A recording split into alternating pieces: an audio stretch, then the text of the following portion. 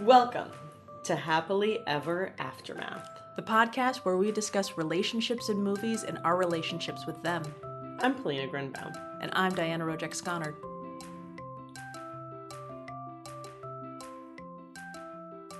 Hey, it's Diana. And it's Polina. And we are so excited. This is a very, very special episode because not only are we talking about Newsies, but we have a special guest, and it's Jen.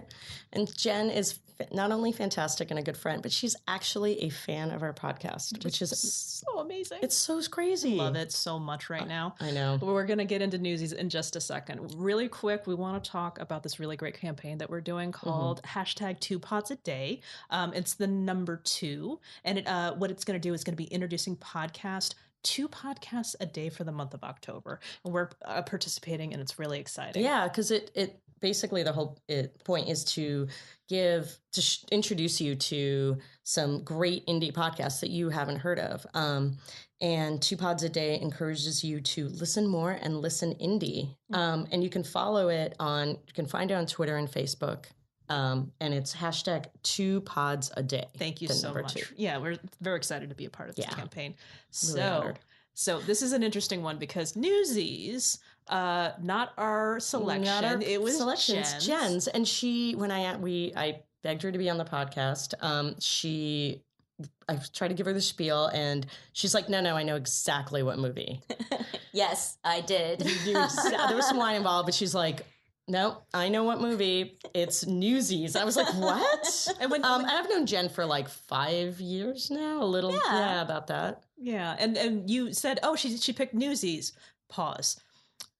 Is there the dancing Christian Bale movie? Okay, there's more than one dancing Christian Bale movie, but there is more than one. There's another one. Pause. Yes, I'll get to that in a minute. But when you said Newsies, I'm just like, okay, how can I possibly look this up? Because I know it's about the strike, and there's dancing, and there's music, and it's a musical. Damn it, another musical. But I love you, Jen. Totally worth it. I totally thought about that. So I didn't even think about it. The movie just came to me. Yes. And then when I started watching it again, I was like, holy crap. It's a musical. Oh my God. I love that you'd forgotten that it was a musical. I totally forgot that Diana had issues, because I distinctly remember My Fair Lady and you guys' whole shtick about, like, I don't like musicals. I was like, holy crap. But it's not a 3-hour musical. At least you did not torture her. This was 2/3 of the last musical I saw, so no problem. But it was interesting because the whole time I'm thinking, okay, how do I look this up without spoiling it? Because I've never seen it before. I mean, I know history finds its way into the zeitgeist, but I don't want to ruin this, first time watching experience. So, Polina, is there a romantic relationship in this movie? I know, and I asked Jen, and she said, and there is. Okay. So there is some romance. There's definitely some romance. And I flipped through the IMDb. I figured, like, if I went through the cast, no problem. Flipping. Ann-Margret. We were doing this together. I was like, oh, God, is there some weird, like, Christian Bale? Or is it one of those weird things where they hire, like, because, I don't know if you ever saw Bye Bye Birdie, which is another musical with Ann-Margret in it. She's, like, 30, and she sings a song about how lucky she is to be in the original song, version, it's 15, and they upped it to 16. Oh my! And she is like 30. Oh, so it's, again, I think we mentioned this, like Stoddard Channing when she's in high school in Greece. Yeah, exactly. Yeah. But no, it's cool. But I kept flipping and flipping. I'm like, oh, she looks age appropriate. We're in. We're on it. Oh, so please set the stage. You're watching this movie. You're how old? Do we want to give the little synopsis? Dang it! I got so excited. I know. We're just so excited. Let's get the business out of the way first. Those of you unfamiliar with Disney's 1992's Newsies, it's a musical based on the New York City newsboy strike of 1899. So when young newspaper sellers are exploited beyond reason by their bosses, they set out to exact change and are met by the ruthlessness of big business. It's true. It's a David and Goliath story. I'm sorry, was that funny? Because one of the characters is named David, and they make a joke about it. They do in the movie. Yes. They really did. They really did. So, I thought it was really interesting because, like, how dare you, Robert Duvall, like step on the dreams of these homeless children to eat that day? Yeah. And I'm just like, wow, this is like pure Disney. I am evil. He's so evil, and because they I love it when they propose that one of they propose at one point, they're trying to figure out, they're like trying to figure out how to raise profits. And they're like, well, we could lower some of the salaries of the higher ups. And then they're like, timely. No. Yeah, exactly. Yeah. I heard they're like, that. No. We will screw these like poor orphan children instead who roam the streets of 1899 New York, selling, hawking newspapers. Well, wearing newsboy hats, of course, because the hats feature prominently in this movie. To be fair, they fake being sick and some fake being handicapped in order to sell newspapers. So they had it coming. Yeah, they totally had it coming. And as we've learned, headlines don't sell newspapers. Newsies sell newspapers. Okay. Or papes. Papes as they're referred to. Okay, so hold on. I did have one question that was really important. What is a newspaper? Because my news comes on this like electronic thing in my hand right now. So in 1899, were they partying like it the was lithium battery was not really a thing. I was really thinking about that. Yeah. How it's just like, come on, guys, get the news out there. You know, 1 if by land, 2 if by sea, something like that. Well, what's ironic is headlines now do sell newspapers because it's all clickbait. But regardless, this is 1899. It was a different, more innocent time. I really had to adjust myself for that. Yeah. Yes. It was really interesting. Okay, sorry. Go ahead. But I'm old enough to actually used to read the newspaper as a paper. My parents still get the newspaper. We actually get the Sunday paper. I love ads on Sundays. Still, I can't help it.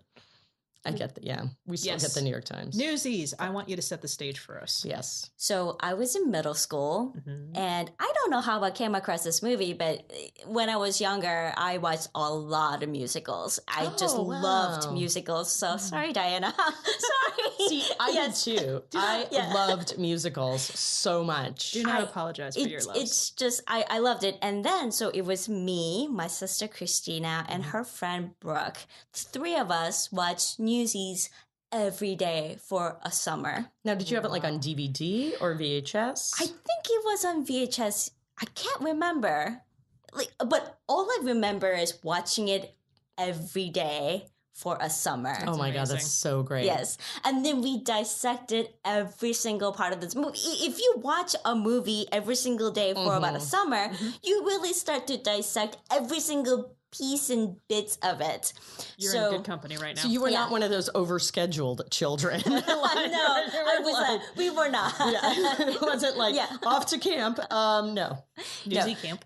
And then I realized after I suggested this movie and then I started watching it again that yes, it's a musical. It's like this podcast already talked about musicals. And number 2, it's like the love story. Yes, there is a love story there, but it is incredibly short, tiny bit of this movie, and I forgot completely about that. But we could kind of talk about the bromance between the 2 male characters. My God. This was funny because before you got here, we were talking about.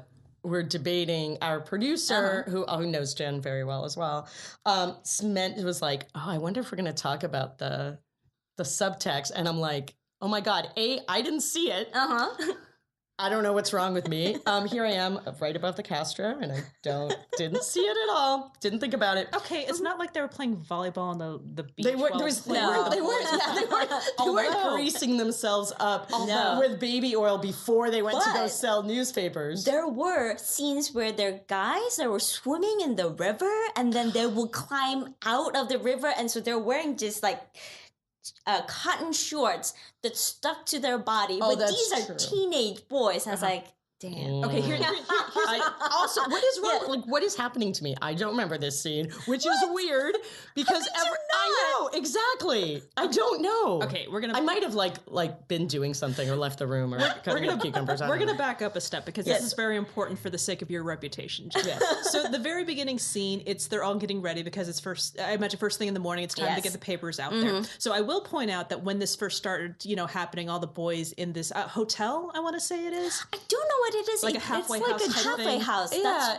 That's a. So it's like a residential hotel, which would have been pretty common. I mean, they have them here in the Tenderloin. And clearly the proprietor of this is very protective of them. He's giving them a place to stay. And when further along, when somebody's coming to look for them, they're all trying to make sure that, oh, I'm sorry, I don't know who you're talking he's definitely in on the So they're getting ready first thing in the morning. And I got really concerned because, you're looking at this from the lens of middle school. Yeah. And I'm thinking like, okay, Christian Bale is in this movie. I know adult Christian Bale. I'm not sure how I'm going to react to, and I looked it up. Yeah. He's 9 years older than me, so I was safe because we're worried about that. Like he's 18, so like if I have these weird flutterings, there were no flutterings, but there was something that I noticed originally because that scene you're talking about where they're all getting together and they're washing up. The first thing I noticed is, wow, that Newsie is really ripped for a homeless child. Yes. And the second thing that popped into my head was, you are now going to be Newsie Jacob.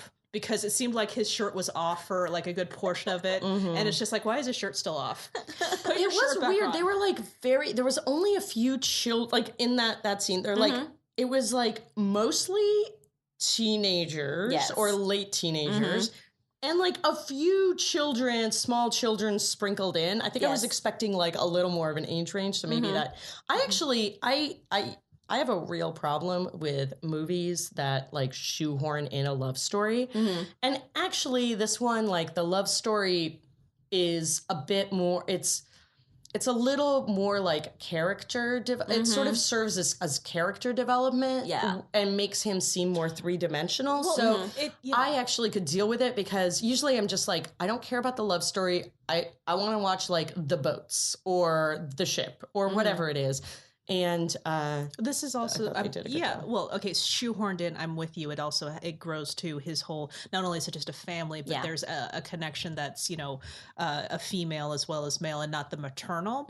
So when it was pointed out, flipping through, there is this fandom, the bromance, and all this other stuff. And when my husband and I were talking about it, it was something where he was mentioning it, and my first thought was, "Oh, come on, honey," but then I switched to, "Come on, honey, you don't know what it's like to be a girl. It does not take the big this and the next that and then the adventure together this. All it is this little thing where it's just like, here's this guy and here's this girl and here's this connection. And it doesn't have to be flowery and amazing and 2 hours long. Yeah. It could be flowery. But actually 30 seconds. But actually it was like that. Like I thought that the love story, because like I actually, it makes him a three-dimensional character. Okay. Yes. And it feeds in all this, basically, he's like, through the movie, he's got this dream of going to Santa Fe. Yes, which is so touching because all he wants to be is free. But that song comes right after the fact that he got to see what a real family was like. So that's where the love of his love for the movie, the Sarah, I think that was her name. Like that's where she's introduced as a sister of the brother that they got to meet during the day, and it was set in such as like, this is a nice loving home where everybody cares for each other and loves each other, and then he never had that, and he's trying to push it away, but also at the same time so touched by it, and he wants it so badly, and you can feel his loneliness and his desire wants to belong and have a family, and has this fantasy of, I just want to be free and be at someplace else where I could be free, because he feels so tied down in the world that he lives in, because he's so poor. He's just trying to make ends meet and survive, and he doesn't want that anymore. So it was a very, very touching moment. And then, of course, there's him dancing by himself, which is... And stealing a horse. Yeah, stealing a horse. And then just being like, go, just go. Like at the end of the dance, he steals this horse, and they're like, hey, it's my horse. And he like kind of plays cowboy on the horse. And then at some point he gets off the horse, and then just is like... okay, just go off and find your owner. Like a horse is actually an extremely expensive and valuable commodity in 1899. Like it is a big deal. He was incarcerated for stealing food. How is this horse thing coming up? That's what I was like. It never comes up again. No. And he's a really good writer. That's the other thing. Like, how did that happen? Like, he looks very, very comfortable on this horse. I was like, just go on, just like ride to West Coast. You could do it. You could get all the way to Santa Fe. And then, but the part that made it really tragic for me is when he takes this little pamphlet out of his pocket. I think it was a book. Oh, that's interesting because you thought it was a book too. I thought it was a book too. Pamphlet. I mean, I don't think it was a pamphlet, come to Santa Fe, be a cowboy brochure type thing. No, I thought it was a book, but I wasn't paying attention. They had those. They had all those basically like books about like this is a guide to going out to the Midwest to the West. We actually have one that they had from like about the same. I think it's from 1897. Wow. Yeah, we're kind of obsessed with that sort of thing because we're geeks. Like that, and it's from Sean's family, but yeah. So okay, so you watch this movie every day for. Oh wait, I just want you to set the scene for a summer. For a summer, yes. And I want you to set the scene. Like the first time you guys watch it together, it was probably just an accident. Whatever, somebody had it, and we watched it, and then we're like, let's watch it again in the same day. No, the next day. Okay. And then we're like, let's watch it again. And then we started to dissect all the, well, I can say the word boys because I'm old now. I'm an old lady. No, but they were boys. But at the time, it's like they were older, like they're my peer or older because like this is me, in middle school. So most of these guys are in their like late teens. Right. So be it character or actor, you're safe. We're okay. We're not getting into creepy territory. Yeah, like let's not. Yeah. So like there were boys. We're not gazing at 13-year-old boys. Yes. And like this movie made me just love Christian Bale because like him singing. Now that I watched it again, it's like my God, those accents were awful. It just made me laugh. They were so bad.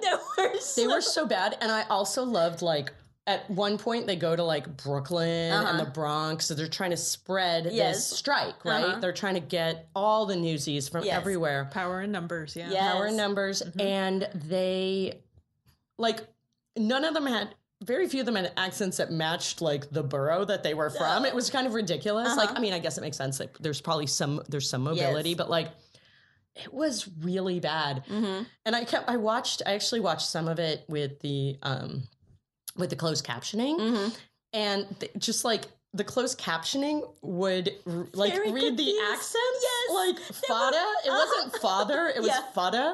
And I'm like, this is so bad. So awful. It's like it's like when I make fun of we used to make fun of people from Brooklyn, like it's terrible. Yeah, it was just hilarious. And then but at the time it wasn't hilarious to me. I was like, the three of us were so into it, and then you were also living you weren't living in like the Middle Atlantic states. You're living in the middle of the country. Yeah, we were in the middle of the country, and then we like for a while we were so into the main character, Christian Bale, Jack, and Jack, Francis. His real name is Francis.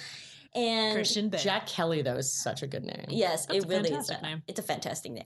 And then we started to go into the lesser, less prominent characters. So, like the guy with the eye patch. Like there's no names for any of these, so we came up with names for every single one of these. Oh my God, really? I'm listening. Yeah. So like we had a name. I don't remember the name, but like we had a name for the guy with an eye patch because he's very distinctive because he's the only person with an eye patch. Now, did you debate about the names? Was it sort of like he looks like a Bill or whatever? I'm sure it wasn't Bill. It was more like he stood out. So we say like we will follow him. Like if we noticed a guy, we will follow him throughout the entire movie. Go, oh, there he is. Oh, there he is. Because the cast is somewhat large because they try to show that, like there's strength in numbers. Yeah. So there were a lot of boys in this movie. And then they were all dancing. So you would spot, oh, there's that eye patch guy. There's that eye patch guy in like this crowds. We would just track them.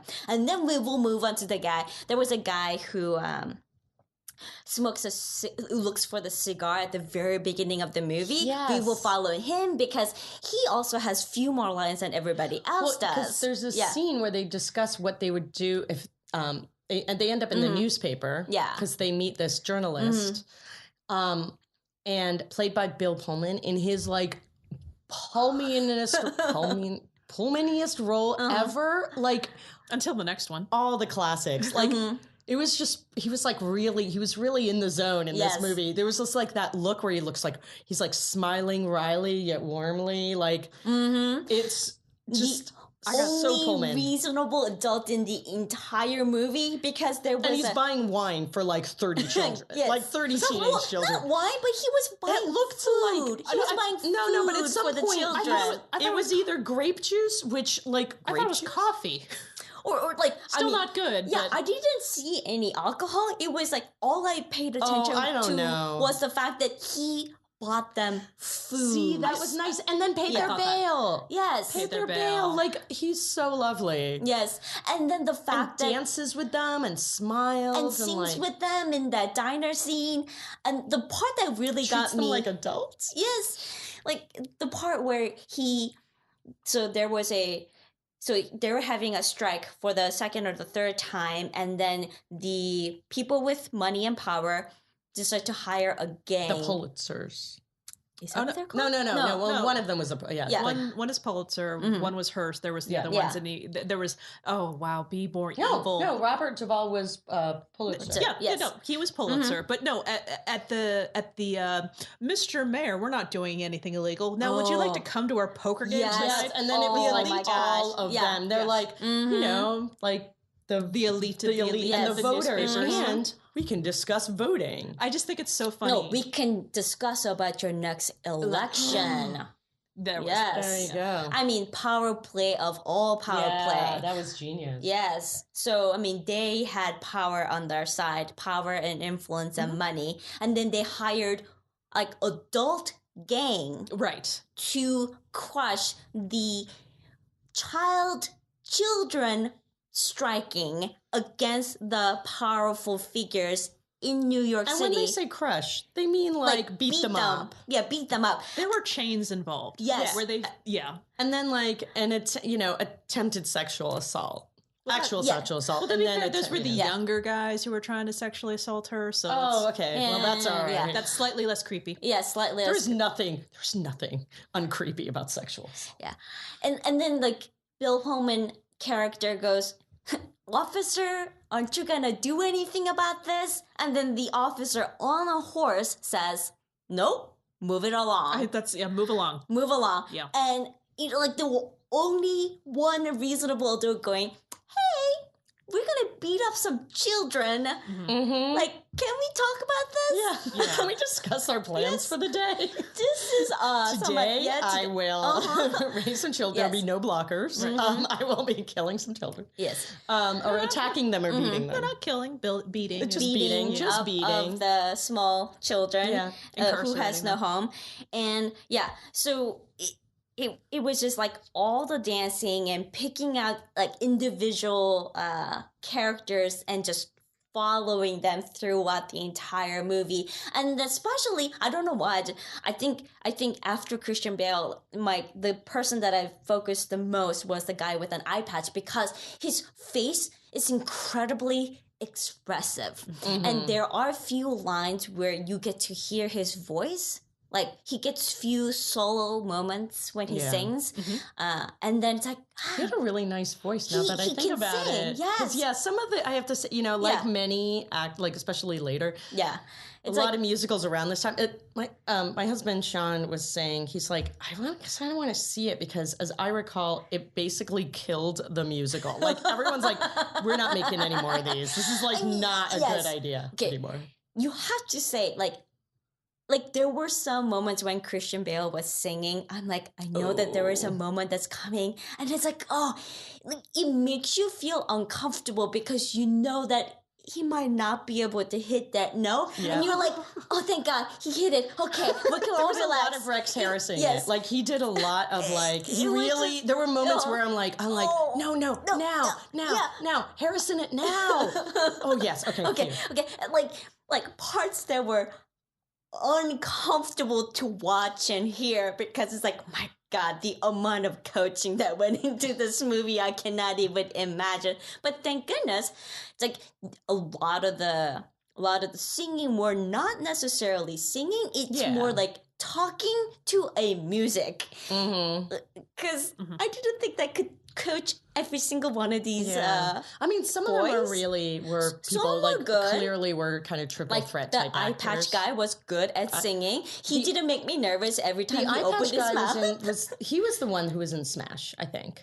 Is he? I'm pretty sure. I don't know what happened to these people. Yeah, so he's like a Broadway actor, like in musicals. Like, some people really could sing and dance, but you could tell that was not Christian Bale's thing. Yeah. Like, yes. Nor the other guy, David. No. You could tell. Like, they were hired for their acting abilities, not their singing and dancing abilities. And there were moments where David Moscow plays David. David is coming out of his shell because he was so incredibly uptight at the beginning of the movie. His character, very uptight, has a tie, and it's like I'm here to like support my family. Like I am trying to do good for my family. And then you can see his character loosen up throughout the entire movie. Yeah. It's like he loses his tie and he gets really into the strike movement, and he is the voice of it all. He's also the brain. He is the brain. He's the brain. Because like the first time that Christian Bale, the first time that I mean, he really is Christian Bale. It really is so Christian Bale. I have to say, I had this. So one of the things that I like, Diana and I, it's really different about, where she's always like, yeah, I can't get over the actor because he's in, like, I think of him as being in this one movie. I already have a list of that for this particular movie. Do you? But I am always like, I'm like, that is so insane. They are actors. Their literal job is to be different people. Like, it makes me like kind of anxious. I'm going to interrupt you for just 1 second. Those of you who are listening to this, if any of you were able to see the character and not see Doogie Howser's best friend, please message me. I cannot see Doogie Howser's best friend. I will message you at HEAMCast. Oh my God. Hashtag HEAMCast. Oh my God. Yeah. Holy crap. Did you forget? Oh, I just put the two and two together. I did too. It's the guy with the cigar the entire movie. Oh my God, the cigar. I was not a big Doogie. I have to say, I was not a big Doogie Howser watcher. But I will say that half of this movie, I had a really hard time getting, because I just saw American Psycho recently. I haven't watched that movie. And I had a really hard time going like, I'm like, at some point, Christian Bale is gonna this is an early, like, somehow in my head, I realized I took a break and I started thinking, oh, so this is like the American Psycho guy, but like early on. This is how he made his millions. Like, I don't know why I had this thing in my head. I couldn't get rid of it. Christian Bale is the Dark Knight. Now I finally understand you. The Dark Knight. Yeah, but for some reason I didn't go Dark Knight. I went American Psycho. I don't know. He's singing and dancing in the streets with this really weird Brooklyn accent. And in American Psycho, he is singing and dancing. Exactly. Huey Lewis in the News. Huey Lewis in the Newsies. Come on, bring it all down together.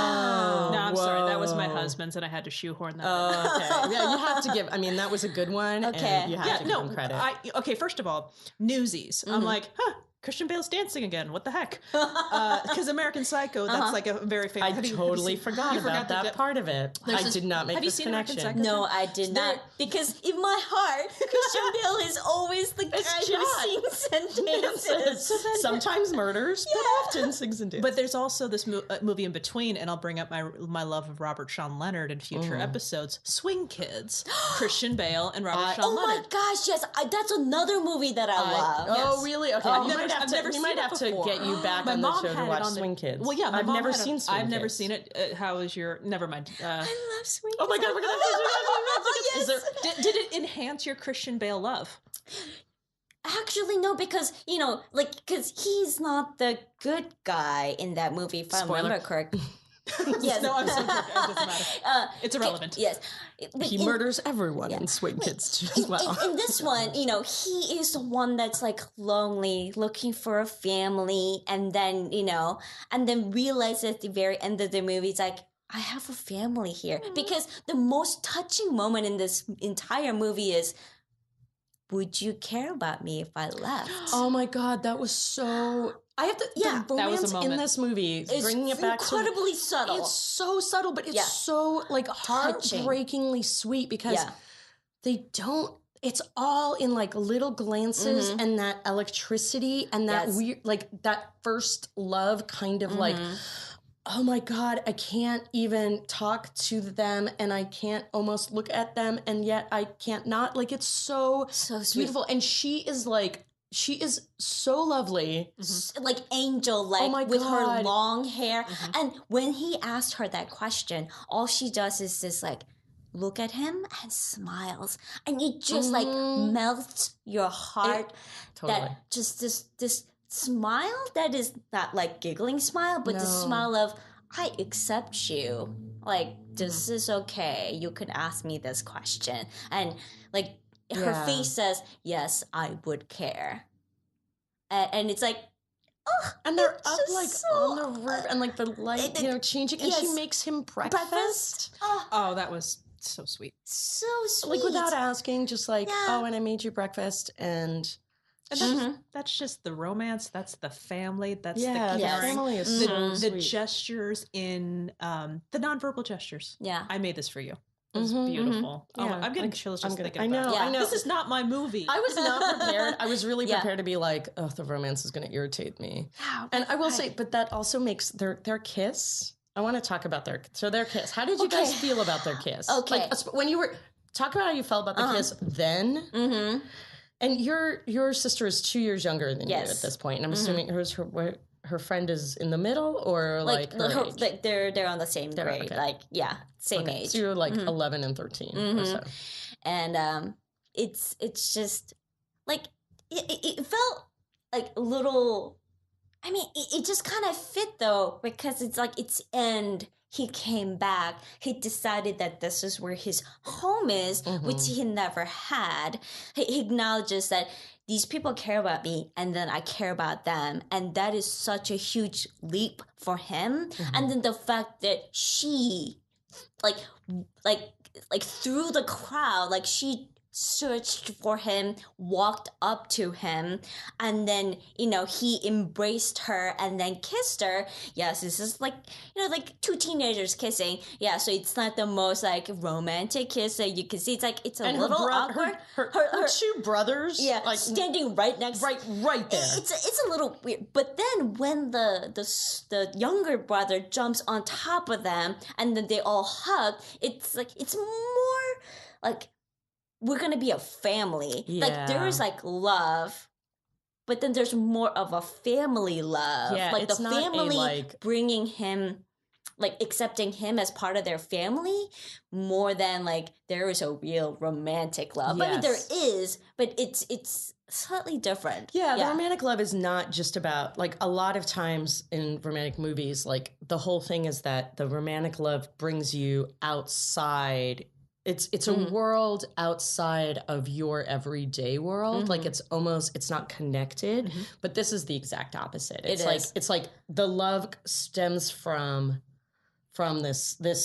stems from where he is and where he's from, and it's like it's integral to how he sees his future now. Yes. And that's kind of amazing considering the story going around his everyday is I am homeless and I am doing this strike that is going to bring down the major newspapers. So this everyday, it is kind of difficult. Like you said, they're shoehorning it in there. I didn't feel like it was. That's what I was saying. I didn't feel like it was shoehorned. I thought it would be when it started. Yeah. But actually it makes sense because it makes him a more interesting character, and it is handled really delicately very subtly, and very subtle. And that's why it worked out really well. Yeah. Again, from the perspective of the podcast, I'm just like, oh, it's a tiny aspect of it. But that's exactly what happens when you're younger. You find these little things in a movie where it's just like, oh, something's happening, like in the dancing, and then this, that, the other, and then strike time, and it's just big movies. Strike time. It's strike time. It's strike time. You guys,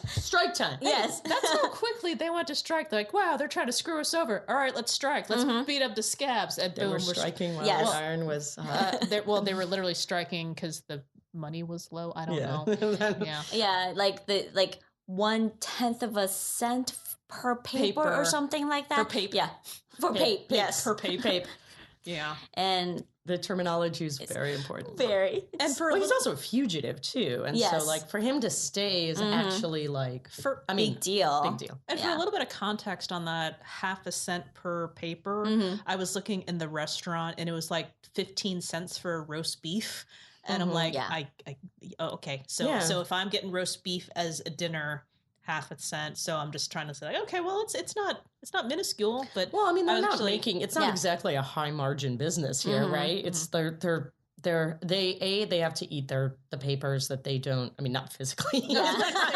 They're not making like stew out of its. Put a little paper in the stew for our guest tonight. Yeah. Which was another heartbreaking part. Oh, which was like, could you add more water to the soup? And it is true. It's like we have a guest.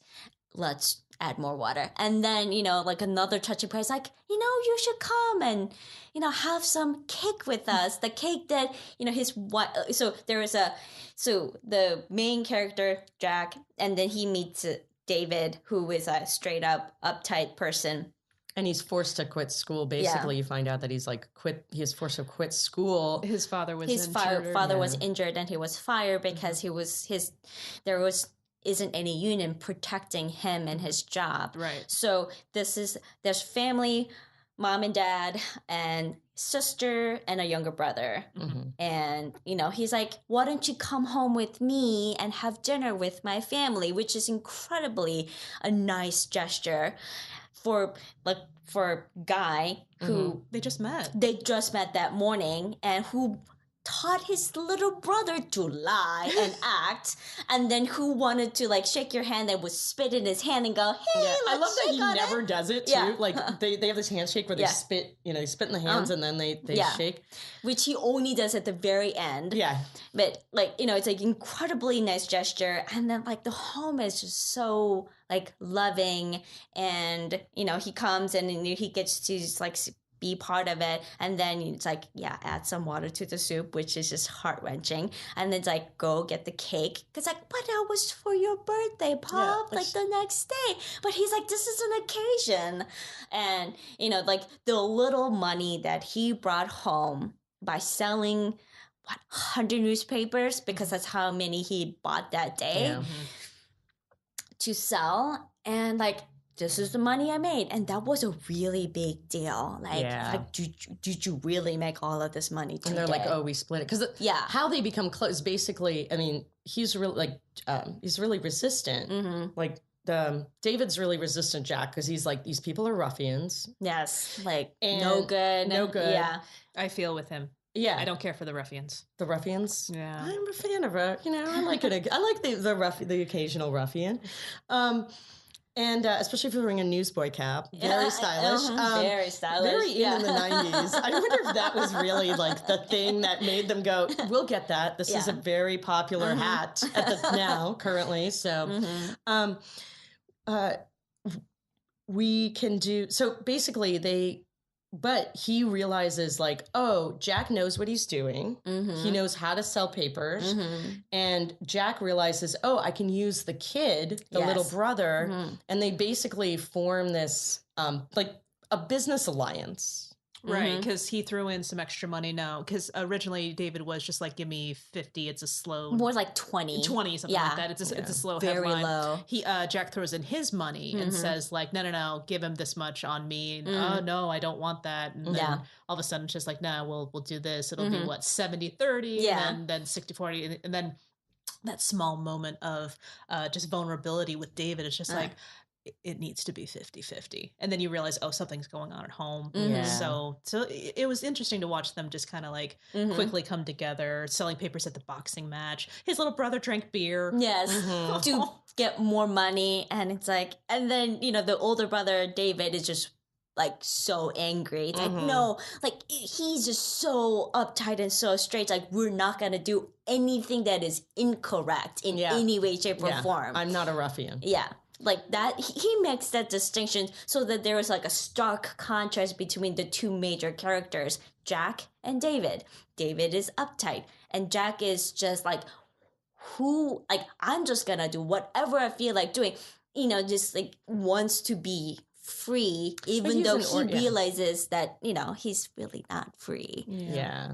Well, he's about survival. Yeah, he's about survival. He's an orphan. And he's been like his father. I guess you find out first he sort of like makes up a family for David. Yeah.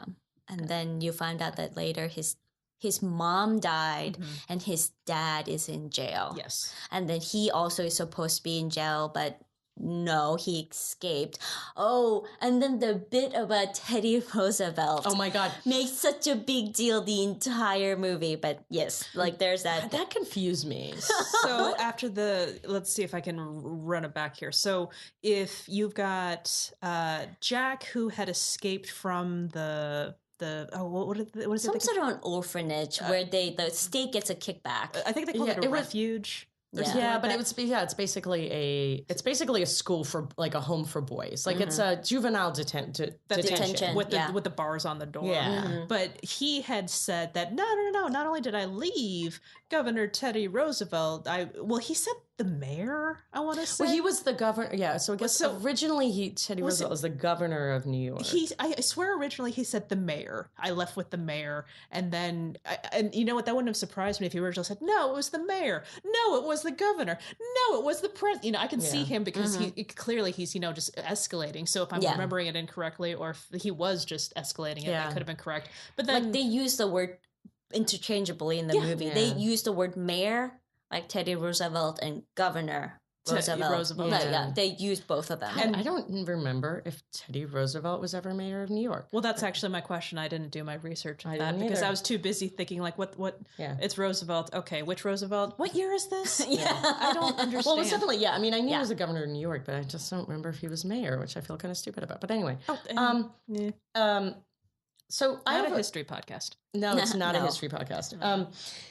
And so can I ask you a personal question? Sure. More so. Did you guys act out any of the scenes when you guys were together? I was actually the musical numbers. Thinking about that. We actually did not, but we would pause, fast forward, like watch it slowly, like, and then rewind and then watch it again. Like, we dissected all the dance moves and see which one did it better than the other and how cute one of them was over the other. We did that. Yeah. We rewinded and watched certain parts over and over and over. Follow-up question to that. Yeah. You watched certain parts over and over again. Did you fast forward all the parts with Robert Duvall? Because, like, that's not Christian Bale. Or was it integral to your watching enjoyment? Actually, I forgot that there were all those parts. Like, when I was watching it again, it's like, oh, yeah.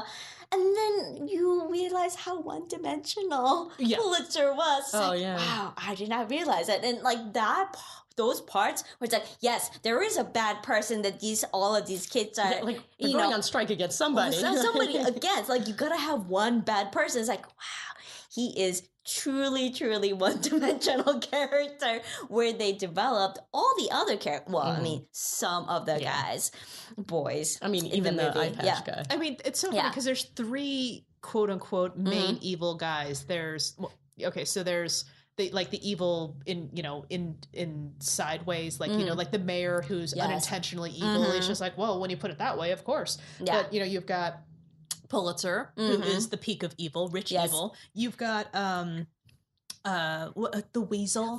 Yes. Who is the evil, but he's working for the evil, but he gets some money, he gets a taste of it, so he feels like he's all powerful, he's abusing his power differently. And then you've got Snyder, who's bribing judges. Yes. So let me see if I can get this straight. You have people who are trying to incarcerate other people so government entities can have a whole bunch of money come in for their own use. Yes. Timely. It is. Yes. I know. It's perfect like, timing. Yeah. Because they want more boys in this home, halfway home, or like juvenile detention because the money has to come and feed them. Yeah, exactly. They get more money as long as they have more people. And then there were a couple of scenes where they tried to rescue people from this juvenile detention. Crutchy. Yes. Oh, Crutchy. Oh my gosh. His name was Crutchy. His actual name, Crutchy. And that's like, there were several very touching moments where they tried to make this boys, you want to root for them. Yeah. Like, I mean, they really like... They really play with your like heartstrings and go, they're homeless. They're barely making their, like, when they jacked up the price of the paper, everybody talks about the fact that I can barely make a living right now. Like, this is not enough to feed me. And, like, I'm back to sleeping on the streets again. Because I think there was one black kid in this movie. There was a few. There was a few. There was a few. But there was, especially, like, in the crowd scenes. But, yeah, one black kid who actually has lines that gets delivered. I think so. Yeah. And then like you really feel for them. And then they also show them as boys because, you know, when oh my gosh, I forget that like lady actress who Ann-Margret? Yeah. Like who just she's so loving towards them and then she put up this show for them and then all the boys are being through and through boys. You know, whistling at her, but in such a like a cute way that you don't take offense at it, but and then so there is that like really kind of interesting, it's like, oh, she's so beautiful because she has these like fancy clothes and then it means a lot to them. And I feel kind of bad because as we were watching, I made a comment that like, her stage show isn't as good as all the choreography that the Newsies do. Oh yeah, no. Which of course that's probably by design. Yeah, I think it's and actually they're all really. I mean, the whole thing is that they're all really clever. Like they all, you know, they're not. They read the newspapers. They like so they know how to read. They know how to read, and they're really like. They've really thought a lot of things through, and so that's kind of fun. Yeah. Like that's kind of it makes them really kind of interesting. Like they solve problems in interesting ways. And towards the climax, when they had reached the point where, Bill Pullman's a reporter. He's basically getting threatened and sent back because he's the only one that believes them. He's the only one that's helping rally them. He's paying for all their food so they can keep going because strikes cost money. Yeah. He writes an article. It's like no one's going to publish it because all of the heads are just like, no, why would I publish that the Newsies are on strike and it makes me look bad? I'm going to lose money. So he writes an article and it's coming through. Oh my God, I lost my train of thought because I was trying to get all the exposition in there. So foiled by exposition. Dang it. So maybe if I keep going, I'll get there. There's the giant rally. He's going to be sent away. Somebody take over. I'm going to read. I don't know. What were we just talking about? Actually, kind of going back to the whole love story part. Oh, good. So there was just one scene that I kind of have a problem with, which is, I mean, there's so little scene about like love in this, like other than the bromance, which we could get to later. But so the sister Sarah, she's holding a basket with clothes in them and walking down the street with her little brother following her, and then the two bad guys come, and I mean they're not adult gang, they're still like older teenagers from the other side, and like they want to basically, you know, attack her. Yeah. And like when they throw down her basket like away from her body posture is super weird. It has bothered me then. It still bothers me to this day. Oh my God, now I have to rewatch it. Like because like she doesn't stand up straight. Like she has her like like upper body kind of thrusted forward, and then her back of her body, like she's wearing heels or something. Like her like waist below is like kind of stuck out in the back. Like she stands in really weird. Oh my god, manner. I totally noticed that. Yeah. And then I was like, I'm being ridiculous. No, you're not being ridiculous. Is she wearing a corset? That's the only thing I could think of. Because it's like when I was a teenager, it distracted me from that scene then. As an adult, it still distracts me because I remember being distracted as a teenager watching this movie. It's like, what the hell is wrong with her body? I don't understand. She's not standing up straight. And so, like, you know, she's trying to convey that she feels uncomfortable and that she wants them to be away, but she's not standing up straight. And I'm like, what is going on? I just don't understand. It just looks, that entire scene is just so weird and so awkward because I know exactly what they're trying to convey, but they don't. It's just so distracting. It's also like, it's that weird thing that I think a lot of sort of movies, popular movies about sort of harsher, more gritty times or events or tend to do, which is like, there's this dark thing happening, but you want to kind of make it not as dark, but you want to raise... it's Disney-fied. And it's like a weird... I can't even really like break down how they do it, but it's like, these people are assaulting her. A little bit. A little, and then like you know exactly what's happening. At the same time, it's like her body posture. Yeah, but they're making it like and then like thankfully, you know, like they're so there are two bad guys. So one of them is trying to like carry her away into an alley. And the other one is busy like beating up almost a 10-year-old boy.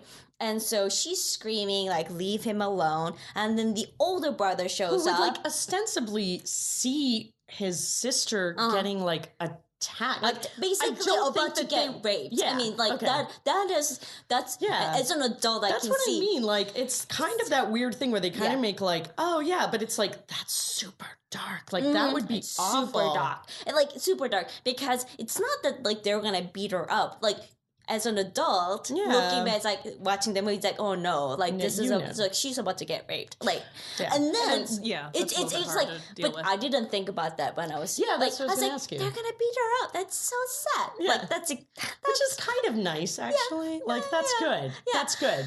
And like for your 13-year-old brain, it's good like, that you're not like, wow, I think she's going to be traumatized for life by this like assault in an alley.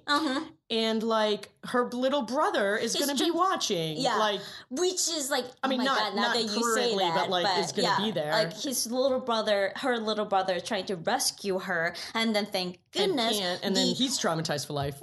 Older brother comes, which is fantastic, but then now like. Another thing that's kind of sad and hilarious at the same time is she tries to punch the bad guy, but she's in between these two brick walls, and so like she does connect with the bad guy's face, but her fist, as she's swinging it, hits the other side of the brick wall. So, like, she does, like my hand hurts because I just hit a brick wall, but I did connect with the bad guy's face, and she's running into the alleyway. I was like, why? Like, and then, don't do that. And then, like, thank goodness, the older brother runs and try to save the day, and he can't because he's straight up like uptight guy who doesn't know how to fight, and so she's just screaming at the top of her lungs, or at least that's what she tries to do, and saying like, leave him alone, and then thankfully her little brother like runs to her, and then like she's hugging him while she's screaming, leave my brother alone. And this is the turning point of the movie where Jack, who has turned to the evil side because he wants money, but quote unquote, and then he's running to save the day because you can see he's older brother. Like the older brother was gonna get really beat up because they like what is that? They were putting in brass knuckles. Oh yes, yes. Yeah. That looks as Disney as you can get. Like there was a real threat of violence, like about to happen, and then the Jack shows up and says, like, no, we're gonna fix this. And this is like, gotta remember, like these that's just a family member. This is like the only member of the family that is like making money, yes. right? Like is keeping. Well, she does work. She says like she's getting ready for work at some point in the movie. Yeah, and so I mean, I'm saying not like these are not just teenagers. They are actually supporting their family. So not only are they going to be like psychologically traumatized and physically traumatized, but also while they recover from this, they're going to be, destitute. Like the whole, it's like, okay, Christian Bale saves the day and everything's fine. And no one mentions it again, of course. Well, in that particular instance, for the sake of story structure, they're going to have to keep moving it forward. Oh, yeah, of course. Yes. I mean, I get it, but it's just, it's always like a funny thing where you, especially like, as you said, when you watch these things as adults, you're like, oh, that's grim. Gosh. Yeah, that is very grim. But if you're going to nitpick about that kind of stuff. I know it wasn't nitpicking. Oh, it's just a weird phenomenon that I always find odd and uncomfortable. The generic version of that. But one of the things, and I remember what I was going to say, and it turns out I wasn't really going anywhere interesting. So for the record, people were handing out papers. They were handing out to the kids. We're just like, can you read? Can you read? They're trying to get all the kids to come together in the movie. But what I was going to go with what you were saying is you've got Bill Pullman who is kind of being strong-armed out because, you can't write for this. So they're strong out and they get really upset about it. And he goes, and then Christian Bale, he's basically getting threatened and that he will go back into jail and he will take out all of his Newsy friends unless he pretends to be a scab. And actually, he's being threatened into being a scab in order for the publicity he's being bribed because he's basically saying you will have all of the things that you want. You'll have a ticket to Santa Fe. Okay, so I guess I didn't process it fully then.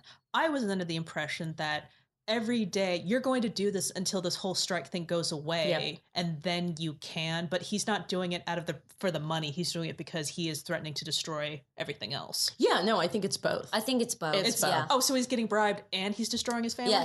Yes, because they were going to they were like, okay, so your options that Mr. Pulitzer lays out are basically, I will give you money and freedom. Like he wants this guy gone, but right? But he turned it down. Well, he accepts it at first. And then what I'm also going to do is I'm going to make everyone else suffer that you care about. But see, that's the way I processed it. He offered it. He turned it down. The strike continued. He got captured, thrown back in, and now that they have this legal thing back on his side, he's been identified. Then he comes back again saying, you're going to accept all this, but that's just because I'm going to destroy the rest of the whole thing. Because they lock him back down underneth. It's like, well, you get your quote unquote freedom, but they're still kind of locking him down. Well, I think that's what he realized, and that's kind of to me, that's that emotional, that moment, right? Where he realizes that although he's actually thinks that he's buying freedom, he's actually not there. I didn't think that at all. Yeah, I thought he was just being used as being used as a pawn. It's like, okay, now dance. It's like, and you're going to keep dancing. Otherwise I'm going to take all these things out. Cause I don't think, he did not give a crap about the money, but they kept throwing it at him because it added to, but he wanted their ticket. I mean, that was a big part of it is that he wanted to go to Santa Fe. This is his dream. No, I just don't think that was part of the equation. I mean, I think it was like, cause I thought it was just to stay out of jail. Yeah, at the same time, like there was he presented him with like an impossible situation. I mean, the whole point was he was supposed to be this pot that there's no what can I do to this guy that he cannot say no to, because there is a scene where when he's basically in a solitary confinement and he realizes that we were screwed when we were born. That was the gist of the line that he delivers to his friend, because his friend is like, you are the one, you're always optimistic. And his comeback to that was, we're screwed when we were born. And then he's looking out into whatever through bars, because there wasn't a window. It was like barred window, and he's singing softly to himself about going to Santa Fe. Will you wait for me? And oh my God, I'm getting chills. Yeah, and then you're like, calm down. It's just heartbreaking. It's a whiskey talk. It's heartbreaking to see him softly sing to himself with a little candle with one piece of bread on the nightstand right by the candle, saying, will you wait for me? Like Santa Fe. Oh, he was saying that to Santa Fe, not to Sarah? To Santa Fe. Oh, now I'm sad again. Yeah, because he wants freedom. And he also wants family. And then the turning point, in my opinion, the turning point of the movie is when he goes and rescues Sarah and David from basically being effed up completely by these two bad guys. And then the David goes, after he catches his breath, saying, like, what's gonna happen now to you because you just beat them up. Because you made a decision. And at that point, he's like, I don't care. And then that's where they say, okay, we're going to do this thing for reals now. Now's the time. Now's the time. Yeah. Like, we're going to go and spread our message using a printing press. That is where he was confined. Like, yeah. And then that's where I think that there was, like, some progression in the love story where she's part of the 4 or 5 people, like, you know, it's like she's part of the plan where they're printing the message, and she actually gets to sing for once. The one and only time she gets to sing. And I was like, oh God, what if her voice is terrible? Like, and it's lovely because everything about her is angelic and amazing. Yeah. But also, she is the reason they have something to print. Yes. Because granted, Bill Pullman wrote it, but he handed it over to David and he's like, no. And that's actually what I was getting at. That was the thing that was pissing me off. Bill Pullman has to leave because of impossible circumstances. I can't believe you're doing this to us. Yeah. He throws the thing away. The little brother comes in and he's just like, oh, I wrapped my hot dog in it, you know. And she finds it. David, look at this. I don't want to look at this right now. And then she hands it back to them. I'm just like, freaking pay attention. I'm having this really irritating thing where it's just like, Christian Bale, you're a scab. I'm like, you were there when he said run away. Yeah. I'm going to go back. You don't realize it's just that he's protecting you, you jackass. Why aren't you? And then it just made me hate him more. Wow.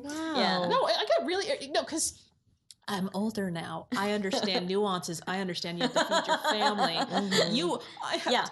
No, Dad, I'm going to work because son, you're going back to school and get the chance. I'm like, listen to your father. Yeah, listen exactly. to your father. Oh, yeah. I'm only going to sell 20 because listen to Jack Kelly. Yes. But, you know, you have your, always listen you to have Jack your Kelly. Intelligence, you have your thing, but and they've learned all these really important skills like communication and organizing. Yes. I have, it comes together. And they're very wily. And he also did. They're very wily. They're really, really proud of like how they survive because they get by on their smarts. Well, he also got really irritated. He's just like, you were just saying my words. It's like, yeah, but I was saying them. You're just kind of sitting there. You know, he's being the face of it. He's the one putting himself in danger. Yeah. Clearly, because he's the one Pulitzer's coming after. If they went after David, yeah. well, crumble. Yeah. Movie over. I know. It's like, it would be a very Like, it's short fine. movie. Yeah. Yes. Well, I mean, that's kind of the whole thing is that Jack kind of doesn't have a lot to lose, right? Because he's alone. And yet now suddenly he has a lot to lose. And that's why his family. Yeah, and I think that's why the whole thing happened the way it did. It's just like, oh, you can go to Santa Fe. Well, no, I'm not going anywhere, you know, because he has something to fight for. And then, see, that's why I have the whole thing where, like, it's not about the bribe, it's about the threat. So I'm making him 100% pure in that scenario. This was not about the money. I could totally see that. Do you think that he enjoyed being in that suit? Oh my gosh! I mean, but remember, he did say that he wanted. Like, there's this one scene where they talk about what they would get if they were rich, and it's really heartbreaking because some of them are so small. Like, they're like, I'm gonna go to. I want a seat at the pictures. Like, I want a suit. The guy, the cigar guy wants like really nice cigars.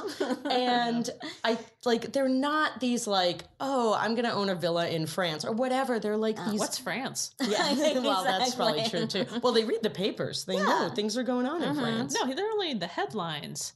That's very true. No, because they have to reread. No, because they read the whole story so that they can like kind of make like. They're finding all of the things in the story to sort of twist. Well, like the headlines would do that themselves because they themselves want to sell. Like the people who are doing the headlines know what they're doing. They're just taking a couple of words from they it. Did say, we read the papers, Mr. Pulitzer. Yeah. Not just sell them. Yes, they did. Yes. So here's my question for you. The whole love story, while small, it's kind of difficult to pinpoint with the roughly 4.3 minutes that they focus on it. But here's my question for you. Now that the strike is over, now that they have enough money to feed themselves for just a little while longer, where does it go? See, I was thinking about that because I knew that question was going to come up. And did you ever think about it when you were younger? No. Okay. Hell no. No. Like the movie ended right then. It's like one never does. That's what I've learned in doing this podcast. The end. The end, because it's Rewind like it. there was like so much singing and dancing, and then there was just like touching moments about like and then they kiss at the end. It's like huzzah! Yay! They won and they kiss, and then like the family's back together, and then it ends with them singing and dancing. So I was like, yes. That's all we need. Yeah. And I can't imagine, it would be incredibly difficult for Jack to walk away from this like idealistic family that he just got to be part of. Like he was suddenly like he for the first time in his life welcomed into a family, and then now he falls in love with the daughter, with like one female in the family, and then how convenient. Very convenient. And for him to walk away from that, it would be incredibly difficult. So I saw two paths for them. Like either they're gonna get married and have children and have like wonderful, lovely life. At the same time, I can totally see like Jack wanting bigger things. Like, now I fought for the rights of the Newsies. I want to go fight for more and bigger things, and actually running for political office, because he talks a lot about Teddy Roosevelt and the fact that, he got to meet him, and then apparently they talked the short, like 5 seconds that they were on the carriage together. And like, I appreciate your advice. It's like, God only knows what that advice was from Teddy Roosevelt. It was obviously comeback. Yeah. And, like him wanting to go doing better things. And I can totally see her, because she's, for better or for worse, one-dimensional character in this movie. And like her being completely devoted to him and his cause, because that's what she was during the entire movie, that she was this like safe place that he could come back to, and like, would you wait for me? Would you care if I left? And then she basically, with her angelic expressions, like, yes, I would care. And then I helped you with your cause by helping you print this one-page newspaper that you could spread across the entire New York City, and went back for him through the crowd so that she could kiss him. And so this like incredibly devoted wife who would stay home and wait for him to come back to to their family. And so where he goes off and fights for the rights of God only knows what. And like, that's so, being a woman, I'm like, I have a slight issue with a one-dimensional female character. You're the one that created this ending. I know. Like, yes, but I can totally see her doing that, because that's the time. That's the time. Like, she would stay home and take care of the children, and she would wait for him to come back. I have an alternate. Really? More positive. Slightly more positive, but maybe ending. I'm listening. So, one thing is, she is very sweet, but she's also very practical. Like, you see her, like, even when he's up there, like, so they have that scene of the balcony, or not the balcony, but the roof. The roof. Oh, yes. And there, you see, like, that even though she's with him, she is still doing the laundry. Yes. Like, she's still picking out the laundry, and she like, makes him God. Like the meal. But then also she instantly goes into, like, when they're printing the illegal paper or the underground paper. Yeah. The zine. If I'm gonna date myself to the 90s, zine's very big. The first zine.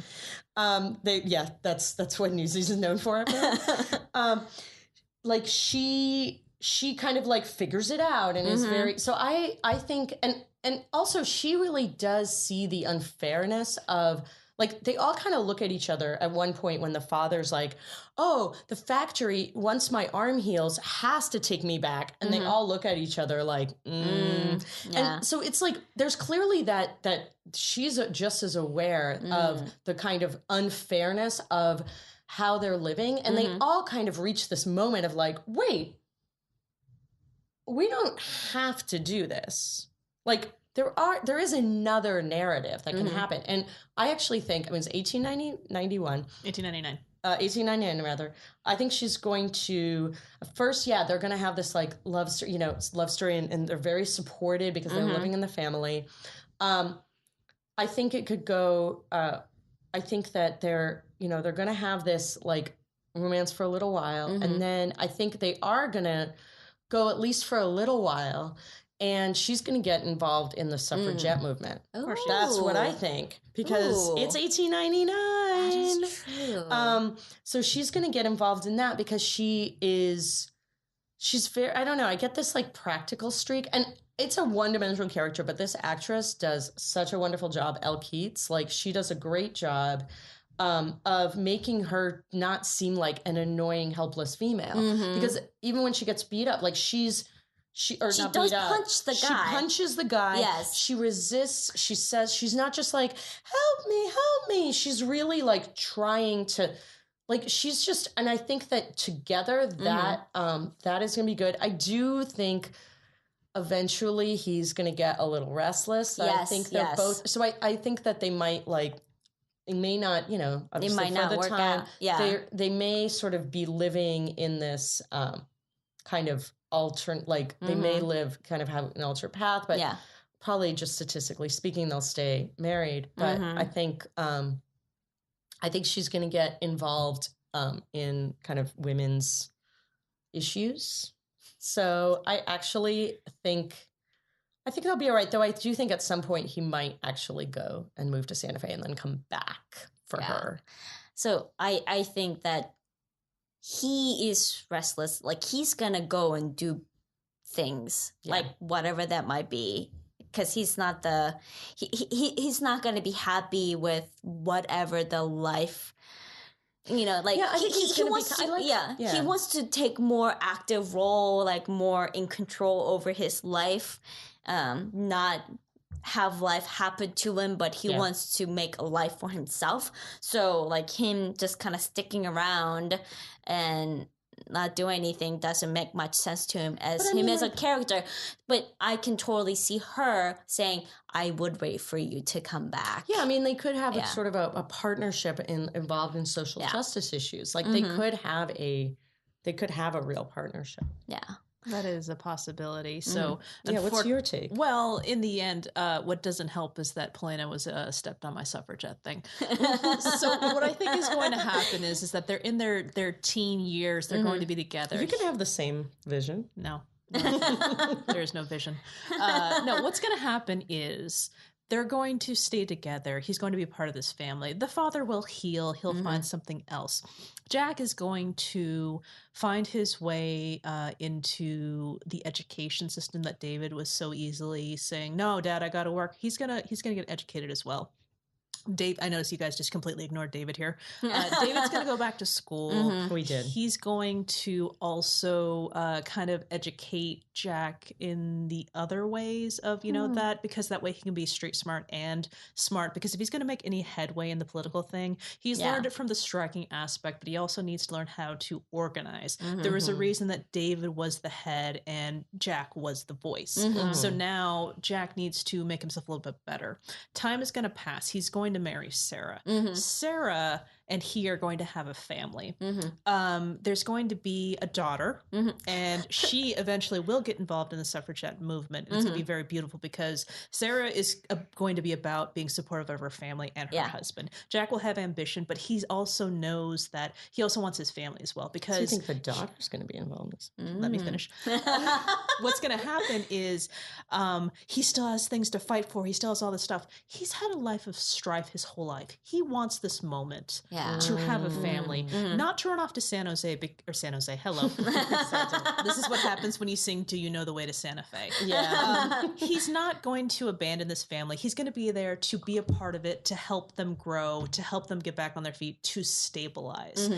Education. The younger brother is going to get educated as well. They're going to do well. They're going to start a family. They will have a daughter. It's going to be amazing. And then eventually he'll see the whole idea with his daughter being denied rights. He'll want to get involved with her when she decides the suffragette movement is something that she wants to become involved in. And he's going to tell the stories about what they did, and he's going to teach her as much as she can with what he's seen in the progression. And then what's going to happen is the stock market is going to crash. David is going to kill himself. And Whoa. This went deep and dark, my friends. Wow. Okay, fine. He doesn't. No, but that makes a lot of sense. It kind of does. That he's. Oh my god. Well, if you're going to be in the suffragette movement, you can't just focus on the social justice. A lot of people are going to lose their livelihood. Yeah. So he's going to be able to use his abilities to be scrappy to once again get through the family through this tragedy. Through depression. Oh my gosh. It's going to be there. Wow. It just blew my mind. Blew my mind. I could only. You're right. I totally just was like, David, whatever. Yeah, once again, he's going to be part of something that's integral, but at the same time, we don't really have to care that much. So they're going to have a baby pretty quickly. They are. But you know what? She doesn't even have to be all that young to be involved in that kind of thing. Because if you really think about it, they were teenagers. If they have a kid like 4 years down the road, she'll still be part of the whole thing. So it's there. Come on, use some timeline, Polina. I mean, like that's true. It's 1899. Yeah, so that's true. She could be like because it would have been the mid. Yeah. I mean, it was started. He's supposed to be like, what, it was 17? still active. He was like 17. Yeah, in this that's movie. true. So she could be a teenager. She could be like 14 when this is happening. So I could totally see that going. Okay, fine. It dark, but hey, if there's going to be but you're right. If there's going to be Disney rape, there can be Disney, there can be suicide. Yeah, there can be Disney depression. Disney depression. Disney depression. Disney-fied depression. Disney ever made a movie about depression? About depression as an idea, or the depression? Was Sleeping Beauty kind of a metaphor for depression? Oh my gosh. Yeah. I did not even think about I don't know. Anyway, no, that makes sense, actually. Is there any other period piece that Disney made? I'm Song sure. of the South? Yeah. Oh, yeah. There's lots of little period pieces. But that's another podcast. So when do you think they fell in love? I think 4 minutes in. Yeah. Like all of 4 minutes that this movie devoted to their love story. And I think she fell in love right away because she showed a lot of interest in Jack. That one and only family dinner that they had together. And I think for him, when he bothered to ask her, would you care if I left? I think that's when he realized that this is a thing that he could have, where it never entered his mind before. So for him, it's when he started thinking about that. For her, as soon as she laid her eyes on him. Love at first sight. Yeah. I personally think that it's after the movie. I think they came together. I think they felt very warmly for each other. The love is going to come after the credits. Further on. Pre-suicide, but... Well, they're going to have to... David's suicide will affect them both strongly. Yes. Well, no, I think that the Jack and David partnership... Oh, my God. Because they've actually figured out that they each have something that's, that the other doesn't. They build each other up. Yeah. Yes. And they have individual strengths in their spots.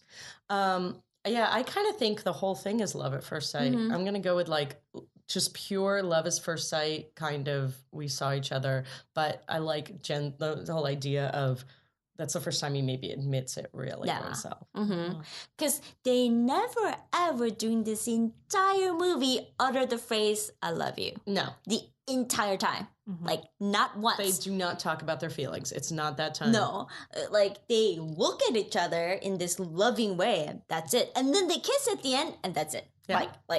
movie, we go back to Newsies singing and dancing and like Casella we won. And like, you know, them walking out of the whatever the headquarter is where they print the newspaper. Yeah.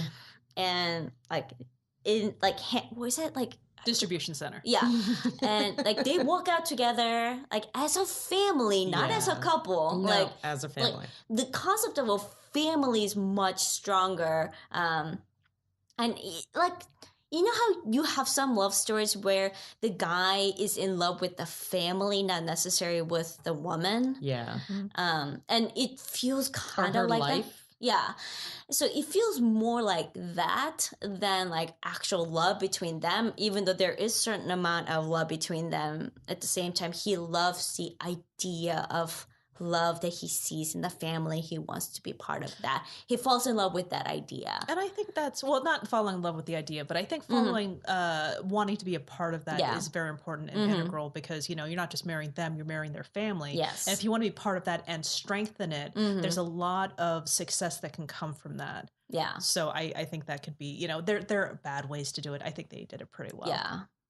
In this one, they did. And, well, it is Disney film. It is. Yeah, you did it again, Disney. Yeah, Yes. you did it again. Yeah. Family. Look at what they did. Yeah. All right. And look at what we did. Oh my God. we were able to talk about a 4-minute love scene, love story For an hour. But look at the lasting impact it had on you. And that's the point. Yeah. Thank you so much for joining us. This was so great to have so you much here. fun. But just knowing your stories and just this movie and just like Newsies, okay. Like, but no, this was fantastic. I was really like, wow. I kept putting off watching it like just every day. And then this morning, and I'm like, this is actually like not so terrible. It's actually not terrible. Can I add one more thing to the future? Yeah. Like Christian Bale finally takes like real like voice lessons and learns how to sing and dance properly. Okay. Because she's like, I can't deal with this anymore. It was cute when we were 17, but I'm out. Like I can't, if you're gonna be dancing and singing all the time, you're kind of gonna have to learn how to do it well. My God. It's like, it made me feel physically uncomfortable watching it. Maybe that's why they killed the musical. Anyway, Newsies. Look at that. Look at what we did. Yeah. Love it. So if you want to follow us, you can find us at HEAMCast on Twitter, and we are at Happily Ever Aftermath. You know, if you really, really like us, you can give us a review on iTunes. Please. Oh, okay. So Polina says please, so you have to do it now. Thank you so much. Thank you, Jen, for being our first and amazing guest. Yep. I love the podcast. Oh. It's so great. Oh my God. I'm beyond shocked. I'm in denial that anyone listens to it at all, especially my friends. Oh. So quick, while she's still laughing, let's end this. Okay. Bye guys. Bye. See you next time. Next time, we're watching Diana's pick, Teen Wolf 2. She assures me that I will not have to watch Teen Wolf 1 to get through the episode. See you next time.